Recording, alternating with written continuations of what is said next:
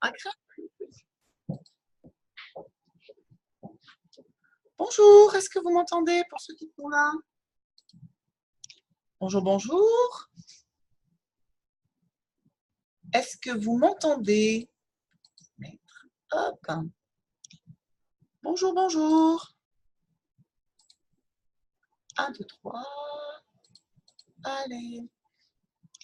Allô, bonjour. Activer, activer. Bonjour. Bonjour. Vous m'entendez? Oui, très bien. Merci. Et vous? Très bien, merci. Alors, est-ce qu'on me voit bien? Parfait. Alors, je découvre l'application, donc hop, partage d'écran, hop, à code, et voilà. Vous voyez mon écran? Oui, très bien. Merci. Voilà. On va attendre un peu et on va attendre Olivier, on va attendre et alors j'ai une autre personne. Allez, Élise? Élise? Bonjour Élise.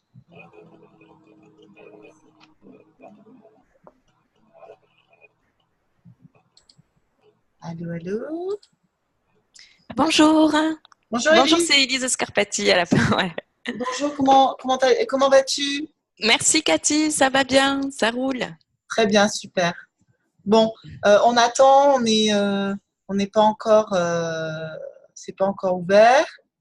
On a des gens qui se sont installés, qui sont présents. Ok, voilà. Donc, vous voyez mon écran? Oui, je le vois très bien.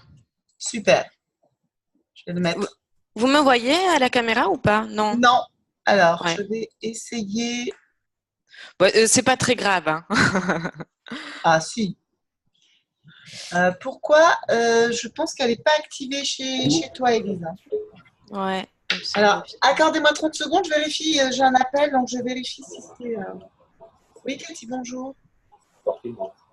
Allô?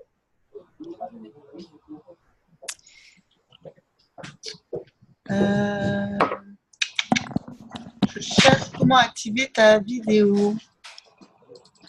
Allô? Téléphone est coupé. Il est 38. Je vais essayer de ne pas oublier d'enregistrer. Vous pouvez pas signer Jean-Louis Mont. Est-ce que je peux enregistrer? C'est beau ça. Noblement. Alors, je découvre Zoom, hein, donc. Okay. Ah, c'est pas. L'enregistrement est parti, donc. Okay. Cathy, j'étais partie, je suis revenue. Ouais. Je cherche une solution pour la webcam. On te voit pas en fait. Hein. Oui, oui, oui. Malarmant. C'est en cours?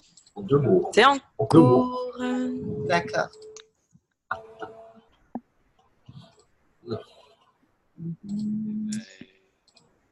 Ok, donc là, j'admets les personnes. Bonjour. Et voilà, c'est bon. Merci beaucoup, Olivier.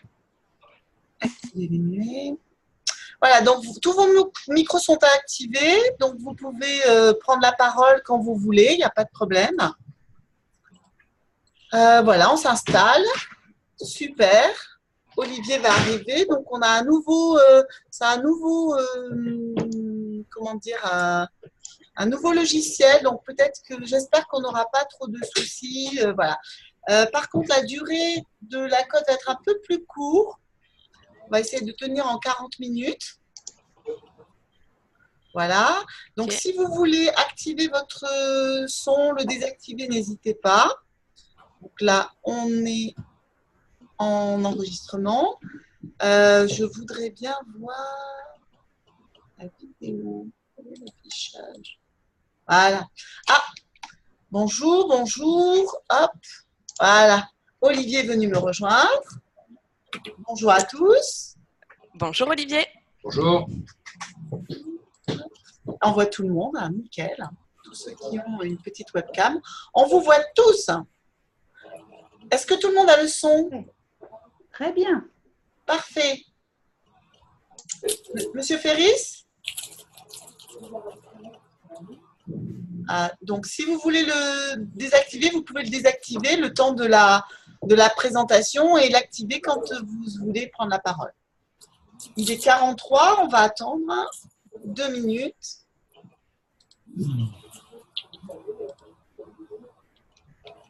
Voilà. Donc, nous, on a pris notre café. À votre santé. Donc, j'espère que la rentrée se passe bien. Et c'est notre premier ACOD de l'année scolaire, on va dire. Et donc, nous avons choisi le plan de mobilité des entreprises de plus de 100 salariés, mais on va passer en détail. Je vais vérifier si j'ai d'autres participants qui sont arrivés.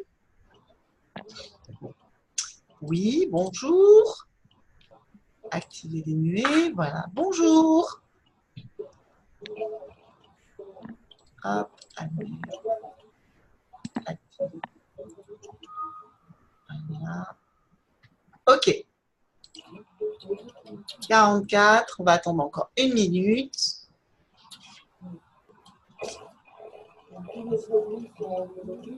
Ah. OK, c'est bon. D'accord. Alors, contrôle à distance. D'accord. Tout est OK. Je vérifie les participants et on commence.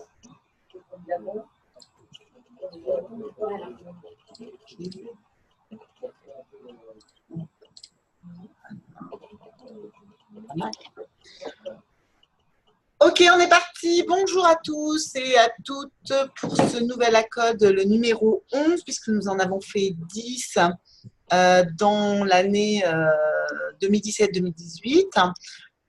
Et donc là, nous attaquons sur un nouveau plan de programme avec Olivier, toujours avec moi. Et à l'autre bout de la vidéoconférence, une collaboratrice de chez Primum ou un expert de chez Primum à chaque ACOD pour illustrer techniquement la théorie qu'on va vous expliquer. Sur tous les thèmes, ou quasiment tous les thèmes, nous aurons un expert qui se présentera et qui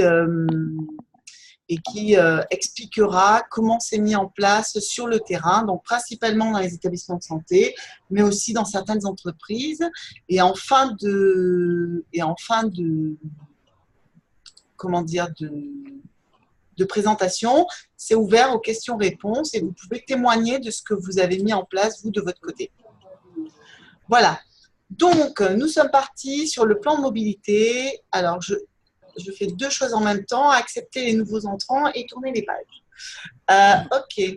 Alors, on est parti. Le plan de mobilité. Est-ce que ça veut bien passer? Oui, c'est bon. Allez. Donc, il est aussi appelé plan de déplacement d'entreprise. Un plan de mobilité ou PDM a pour vocation de rationaliser tous les déplacements de l'activité liée à l'activité d'une organisation, les déplacements domicile-travail, déplacements professionnels, voire déplacements des visiteurs. Mais on a vu aussi lors d'interprétation de l'ADEME des déplacements de marchandises, donc on en reparlera. L'objectif de ce plan de mobilité est de réduire l'utilisation de la voiture individuelle en favorisant l'utilisation de modes de transport doux et alternatifs, plus respectueux de l'environnement, ainsi qu'en développement les nouveaux modes de travail. Alors, si vous avez des questions, n'hésitez pas à les poser au fur et à mesure, plutôt à voix haute, parce que si je vois vous pouvez poser les questions par le questionnaire aussi, il n'y a pas de problème. Donc, un texte de loi a verrouillé ce plan de mobilité dans la transition énergétique pour les entreprises privées de plus de 100 salariés. Cette loi spécifie bien que c'est dans un périmètre situé dans un plan de déplacement urbain ou PDU. et de réaliser son plan de mobilité à compter du 1er janvier 2018. Il me semble qu'il n'y a pas de sanction. Non, alors c'est vrai qu'il y a quelques prérequis et ce fameux plan de déplacement urbain est un prérequis. Donc, il faut être dans une agglomération de 100 000 habitants au moins pour être éligible au plan de mobilité. Après, pour l'instant, le calendrier d'application, donc effectivement, il démarre au 1er janvier 2018.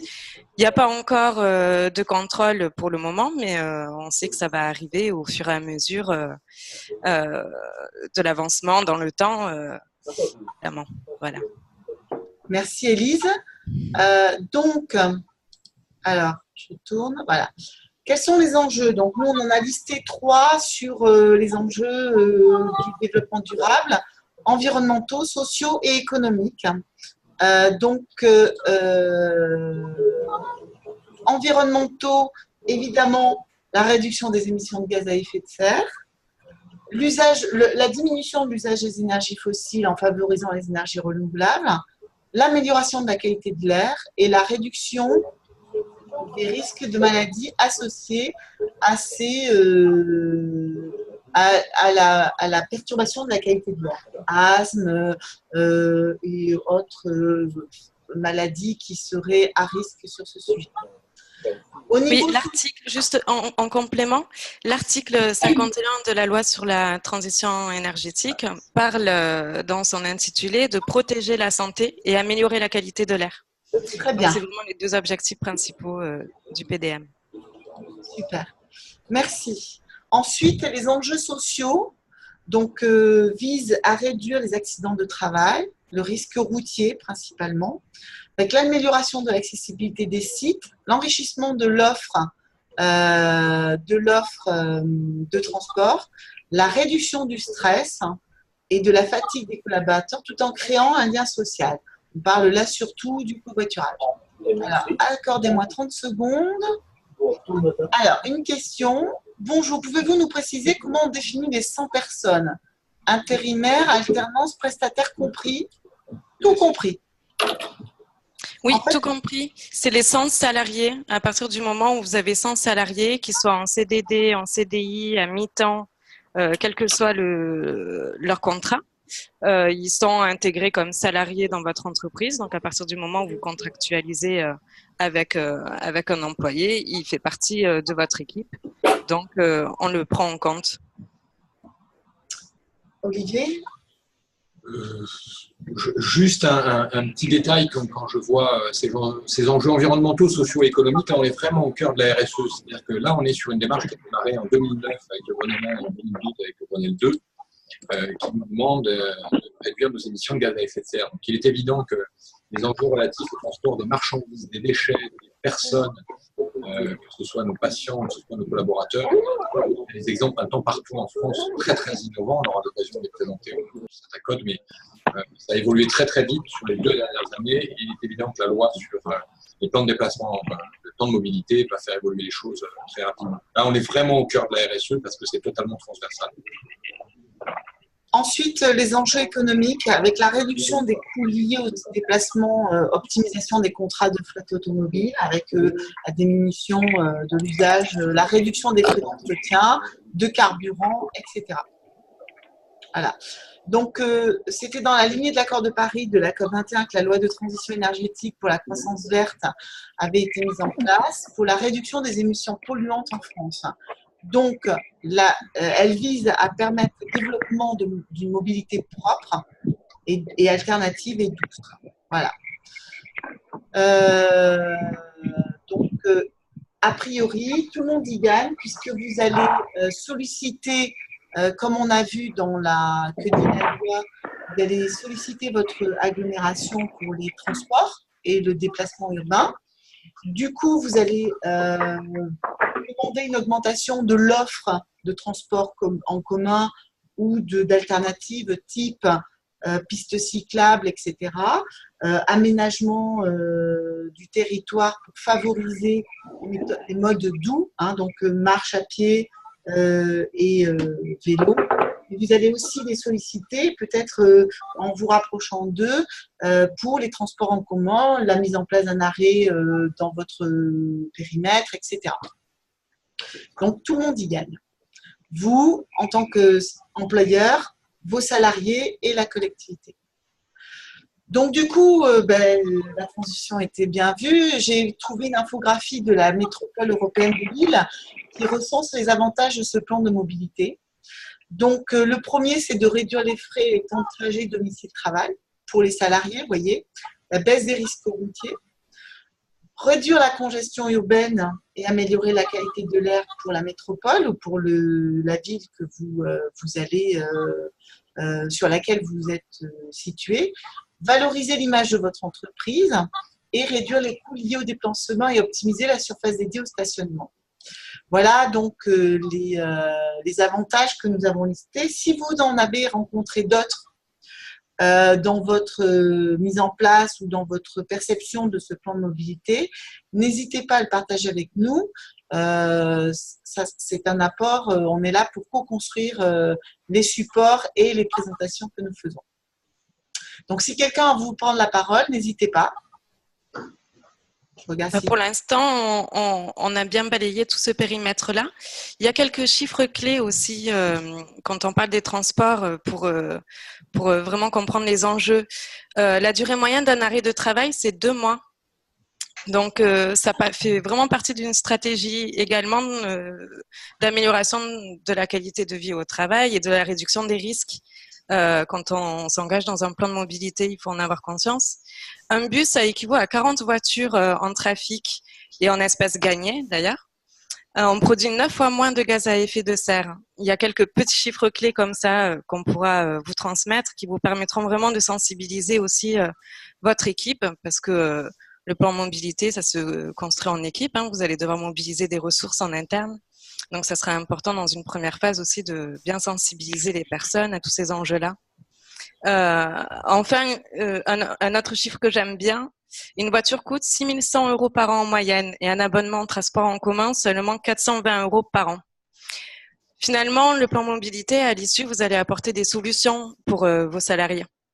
Donc, c'est bien aussi, au moment de la restitution, d'essayer de leur faire prendre conscience des dépenses qu'ils ont sur leur trajet domicile-travail.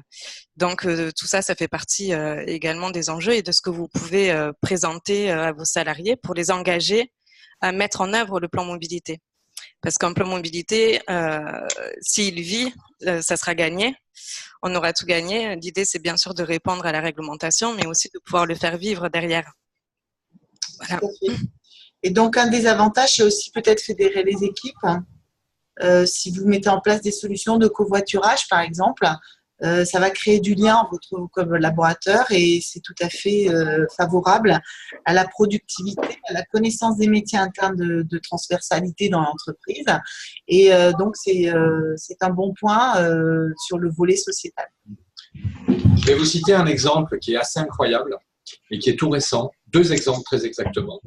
Il y a une start-up qui vient de créer une application pour du covoiturage pour patients entre eux, pour des activités de courte durée ou des activités récurrentes comme la chimiothérapie et la dialyse. Donc, c'est une application gratuite et ça crée du lien social. C'est une très belle appli. Une deuxième expérience, sur Aix-en-Provence et sur Sarcelles. Logiquement, le prestataire devait être là à nos côtés aujourd'hui. Il a eu un problème familial.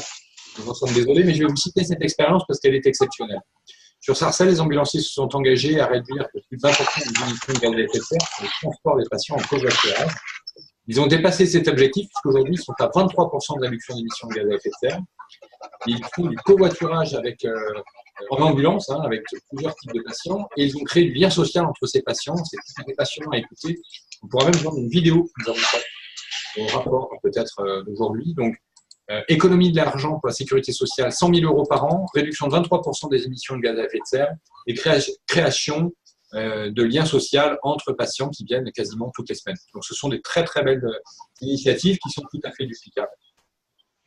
Ok, on va les rajouter dans le PowerPoint qu'on vous enverra final, en fait, comme on fait depuis l'année dernière.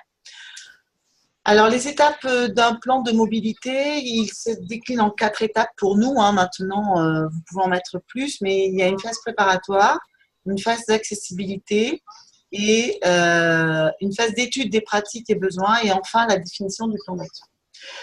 Donc, on va rentrer dans le détail de chaque phase. La phase préparatoire, c'est la définition des objectifs, la définition et la nomination d'un groupe de travail interne avec un chef de projet, la définition des parties prenantes à consulter et du rétroplanning annuel et pluriannuel, puisque le plan de mobilité tel que la loi le demande, c'est qu'il soit pluriannuel.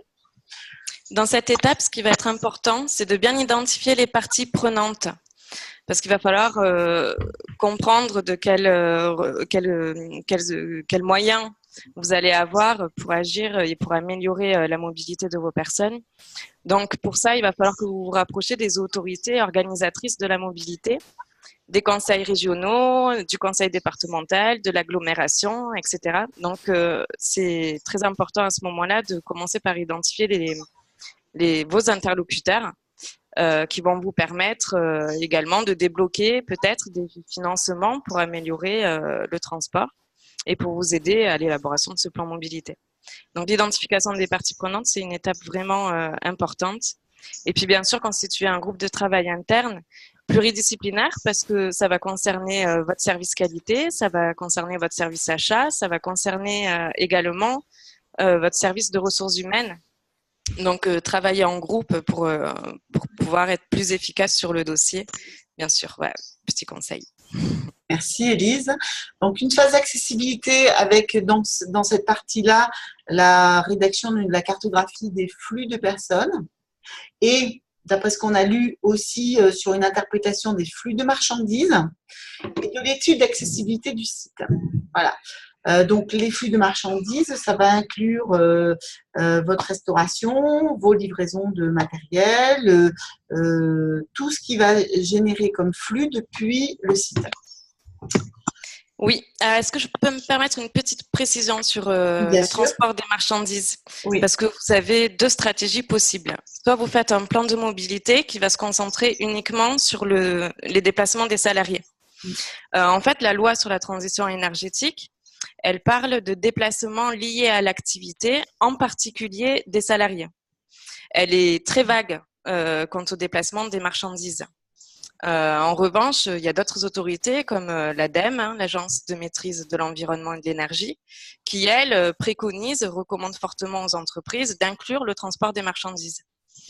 Donc, c'est à vous de définir votre stratégie. Soit le transport des marchandises est intégré directement à l'élaboration du PDM, soit vous pouvez également traiter le transport des marchandises dans le cadre du bilan carbone. Si vous l'avez déjà réalisé, en plus, ne faites pas double travail. Le bilan carbone complet avec le scope 1, 2 et 3 vous permettra également d'avoir un champ d'application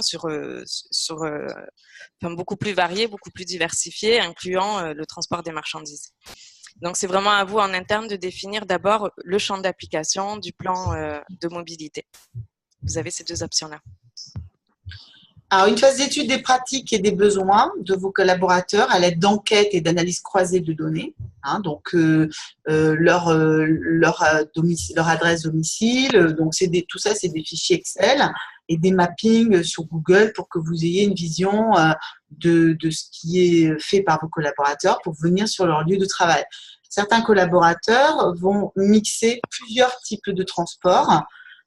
Par exemple, le vélo ou la marche à pied pour aller de leur domicile à la gare, le train, le métro, pour Paris par exemple, et la marche à pied pour l'arrivée. Donc, il faut que vous ayez une visibilité. Le meilleur outil pour ça, c'est une enquête que vous pourrez mettre à jour après, puisqu'il est important dans le texte de loi, la mise à jour est très importante quand vous avez de nouveaux collaborateurs pour définir les pratiques. Une phase de définition d'un plan d'action, donc opérationnel avec des indicateurs de suivi et le rétroplanning, avec le délai dans lequel vous voulez les mettre en place. Ça, c'est le cœur du plan de mobilité.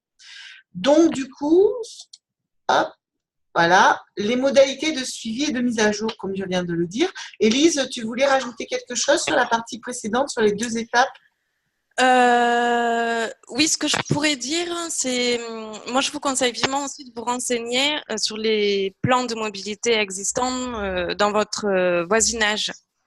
Plus vous allez mutualiser vos actions avec les entreprises voisines, plus vous allez avoir le pouvoir d'agir.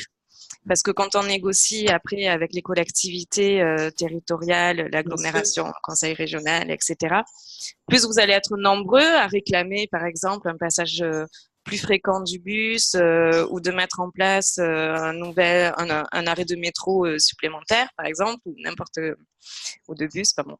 Vous allez être beaucoup plus influent en vous regroupant. Donc, n'hésitez pas aussi à mutualiser vos moyens et à faire appel à toutes vos parties prenantes dans toutes ces phases-là. Oui, donc un siège social qui partage, un siège, une grande tour qui se partage entre plusieurs entreprises. Vous pouvez par le biais, moi je vois par le syndic, par exemple, par les AG de syndic, prendre contact avec les acteurs de votre immeuble pour faire un peu de négociation auprès du territoire. Voilà. Techniquement, comment ça se met en place. Donc, ce plan de mobilité doit avoir un suivi et une mise à jour. Donc, la première étape, c'est de déclarer votre plan de mobilité auprès de l'autorité organisatrice de la mobilité ou du conseil en mobilité de votre territoire. Donc, les contacts sont disponibles auprès du conseil régional du site qui renverra sur les bons interlocuteurs. Nous n'avons pas de cartographie de ces interlocuteurs. À vous de le trouver. Le point d'entrée, c'est le conseil régional. La deuxième étape pour nous de votre modalité, si vous voulez une parfaite adhésion, c'est de le communiquer auprès de vos salariés avec les résultats et le plan d'action associé. Et ensuite, vous devez effectuer son suivi annuel par le plan d'action mis à jour, les indicateurs de suivi et 3 à 5 ans, une mise à jour et une enquête auprès des nouveaux salariés, voire une mise à jour de votre enquête auprès de tous vos salariés. Ce suivi annuel doit d'ailleurs être justifié dans la rédaction du plan de mobilité. Tout à fait. Alors, les documents que vous devez fournir, c'est le plan de mobilité, le plan d'action qui est intégré dans le plan de mobilité, un outil à part, le plan de financement qui est un outil de pilotage et d'aide à la décision, et enfin la déclaration de plan de mobilité. Élise, un point à rajouter sur ce sujet? Non, pas pour l'instant. Ok. C'est les documents officiels, effectivement. Voilà. Donc, issu de la loi de l'article 51, voilà le plan, le sommaire de ce que vous pouvez faire du plan de mobilité. Donc, c'est l'évaluation de l'offre de transport existante et projetée, l'analyse des déplacements, trajets, domicile, travail, professionnel, et si vous souhaitez l'inclure, le transport des marchandises. Le programme d'action adapté, la promotion des moyens de transport alternatifs, la promotion de l'organisation de travail et une organisation qui existe complètement au plan de mobilité, le télétravail, avec inclus le calendrier de réalisation et comment vous allez mettre en place votre amélioration continue par les modalités de suivi et la mise à jour de ce plan de mobilité. Donc ça, c'est le sommaire proposé par l'article de loi. Donc, on va faire un focus sur le plan de financement qui doit évaluer l'ensemble des coûts fixes, des coûts variables, des investissements nécessaires au changement et des coûts domicile-travail des salariés selon les nouveaux modes de transport utilisés. Donc, dans les coûts fixes, vous avez le versement de transport, la participation au pass Navigo, par exemple, ou la location de parking, ou la flotte automobile. Les coûts variables, ce sont les indemnités kilométriques et les notes de frais, la consommation et l'entretien des véhicules de la société, les péages, le remboursement des abonnements de transport. Et ensuite, vous avez l'évaluation des investissements nécessaires au changement. Donc, par exemple, vous souhaitez mettre des bornes électriques de rechargement électrique dans votre parking. Il y a un investissement, il faut l'intégrer pour peut-être solliciter le conseil régional pour une aide, quelle qu'elle soit. Juste une petite parenthèse, beaucoup de conseils régionaux offrent une dotation de près de 200 € aux salariés ou aux entreprises qui achètent des vélos électriques. Nous, on a pu en bénéficier, donc c'est très intéressant. Et autre exemple assez formidable, l'hôpital de Créteil a proposé à ses salariés d'investir carrément dans les vélos électriques pour ceux qui sont engagés à venir en vélo. Et ils ont acheté 20 vélos cette année. Donc, il y a des établissements qui s'engagent vraiment. Élise? Pas d'autres informations. Effectivement, le plan de financement, il va vous permettre de planifier vos actions en incluant tous ces investissements. Vous pouvez aussi le faire avec les collectivités, justement, pour projeter tous ces projets. Et puis, obtenir les subventions que vous pourriez obtenir. Oui. Donc là, on vous a mis une liste de supports de documents que vous pouvez consulter ou qui sont à votre disposition. Oui, alors dans ces supports-là, vous retrouvez le BGES, puisque effectivement, si vous faites le scope 3 du BGES, donc le BGES réglementaire 1 et 2 concerne les entreprises de 250 salariés. Après, c'est volontaire, mais aujourd'hui, on sait que la réglementation de plus en plus oblige les entreprises, et de toute manière, ça va continuer à s'accentuer dans les années à venir. Donc, il est fortement recommandé que vous réalisez votre bilan carbone. Le réglementaire scope 1 et 2 et le scope 3, lui, prend en compte tous les déplacements des marchandises, des salariés, des usagers, des visiteurs, etc. Donc, si vous avez déjà réalisé votre bilan carbone et le scope 3 du bilan carbone en particulier, vous avez déjà un état des lieux des déplacements. Donc, servez-vous-en. Est-ce qu'on pourrait revenir juste sur la diapo? Voilà. Après, vous avez accès aussi comme support au comparateur éco-déplacement de l'ADEME. C'est un outil assez sympa, notamment pour sensibiliser vos salariés sur l'utilisation d'un moyen et d'un autre. Vous avez le guide de l'ADEME également qui est disponible, qui a un coût. Et puis sur le site de l'ADEME, vous pouvez avoir accès à pas mal d'informations. Il donne pas mal d'outils et de petits conseils, donc je vous invite à aller visiter le site qui est très bien fait. Et on vous a également mis un modèle de plan d'action. Alors là, c'est le CHU de Bordeaux et la ville de Bordeaux également. Vous aurez dans ce lien accès aussi au PDU et au plan mobilité de la ville de Bordeaux. Il est très très bien fait. Il donne pas mal de visibilité sur ce qui est possible de faire dans un plan mobilité. Donc, je vous invite à aller le voir. Voilà, et donc là, nous passons aux questions-réponses. Donc, comme le temps est limité avec cette nouvelle application pour aujourd'hui tout au moins, c'était le test que je faisais. J'ouvre les questions-réponses, donc n'hésitez pas, soit en prenant la parole, soit en me posant les questions dans la base de questions. Voilà, je vous écoute, c'est à vous. Ou des témoignages aussi de ce que vous pouvez avoir mis en place. Prodime, Nathalie Fanara, bonjour. Je ne sais pas si vous m'entendez. Très bien. Oui, très bien. Bonjour. Je voulais savoir en termes de délai, qu'est-ce qui est aujourd'hui obligatoire dans le plan de déplacement pour monter tout l'ensemble et pour avoir fini tout l'ensemble? Ah ben normalement, vous auriez dû finir en janvier 2018. Voilà. Mais nous, on a bien commencé, mais on en est à finaliser le questionnaire auprès des salariés. Très bien. Ne vous inquiétez pas pour ça, parce que pour l'instant, effectivement, il n'y a pas encore de contrôle, mais l'idéal, ça aurait été de l'avoir fait le 1er janvier 2018. De toute manière, vous êtes déjà dans la démarche, donc au pire, si on vient vous demander des justifications sur le sujet, vous pourrez effectivement prouver que vous êtes dans la démarche. Oui. Donc, évidemment, le mieux, c'est de le faire au plus vite maintenant si vous êtes éligible. C'est-à-dire, on répète, si votre entreprise fait au moins 100 salariés et si vous êtes dans le périmètre d'un plan de déplacement urbain, donc dans une agglomération de 100 000 habitants. Tout à fait. On est dans ce cadre-là. OK. Merci. Une autre question?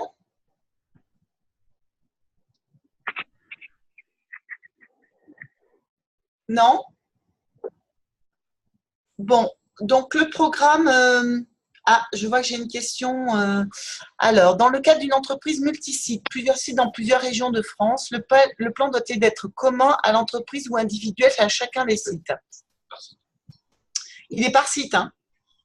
À partir du moment où vous avez 100 salariés sur un même site. Voilà. Tout à fait. Pardon. Avant de l'oublier, je voudrais vous citer un exemple que j'ai vu récemment, que je trouve assez génial, d'un hôtel qui a également souhaité embarquer ses clients dans l'aventure de la réduction des transports en affichant tout simplement dans le hall de l'hôtel sur une ardoise les différents taxis commandés et leur destination tous les matins. Donc là, c'est assez original parce que d'une part, vous divisez le prix du taxi par deux, c'est pas anodin, surtout quand vous avez des périodes de grands salons sur Paris ou d'autres grandes villes. Et puis, ça crée également des relations entre les gens puisqu'il s'avère que ça favorise très clairement des liens sociaux. Voilà, c'est une manière très originale de fonctionner et je tenais à vous la signaler. Une autre question? Oui, s'il vous plaît, je rebondis sur la question précédente.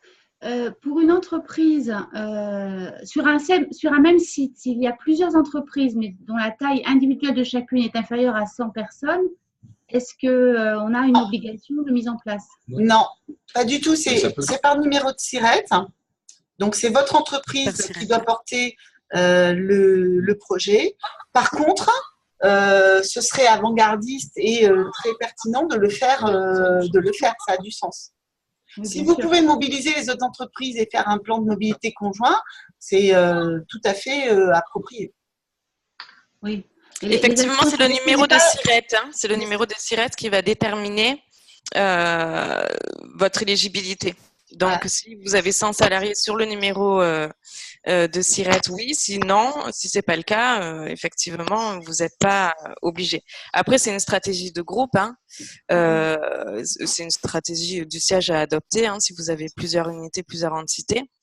Mieux vaut anticiper la réglementation puisque à terme, tout le monde va être de toute manière concerné par cette réglementation-là.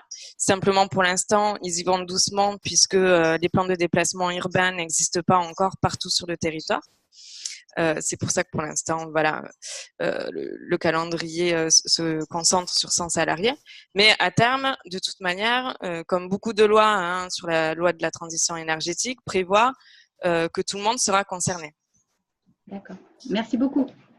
D'autres questions?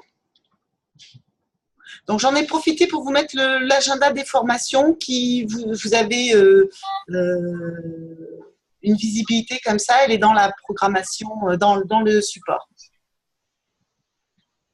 Alors, des questions, des remarques, des suggestions, nous sommes à votre disposition.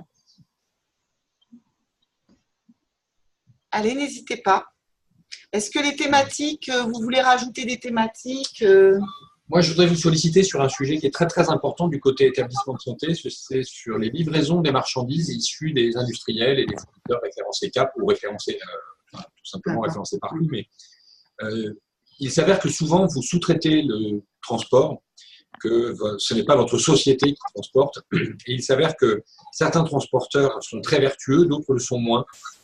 Quand je vois des camions qui livrent des marchandises devant des fenêtres de maternité ou d'hôtel avec le moteur allumé et la radio à fond, c'est une caricature mais c'est une réalité, eh bien, je pense que c'est un point très très important à négocier vous-même quand vous négociez du transport pour que ces transporteurs qui quelque part représentent votre image de marque et génèrent des nuisances, eh bien, que ce soit géré en amont en fait lors d'une politique d'achat. Je pense que c'est un point très très important et si l'ensemble des fournisseurs référencés CAP pouvaient mettre des clauses comme celle-là dans leur contrat de sous-traitance, ce serait très très important pour les années à venir.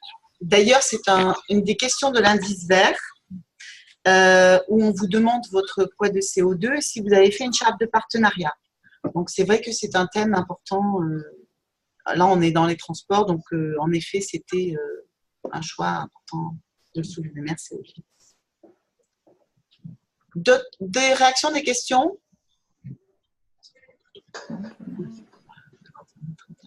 Ok.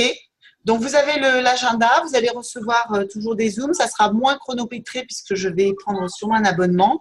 C'était notre première conférence. Je pense que tout le monde a été, a bien vu, a bien pu participer. N'hésitez pas à nous faire vos commentaires. De toutes les manières, je vais préparer un questionnaire de satisfaction, comme d'habitude, et vous pourrez faire vos suggestions.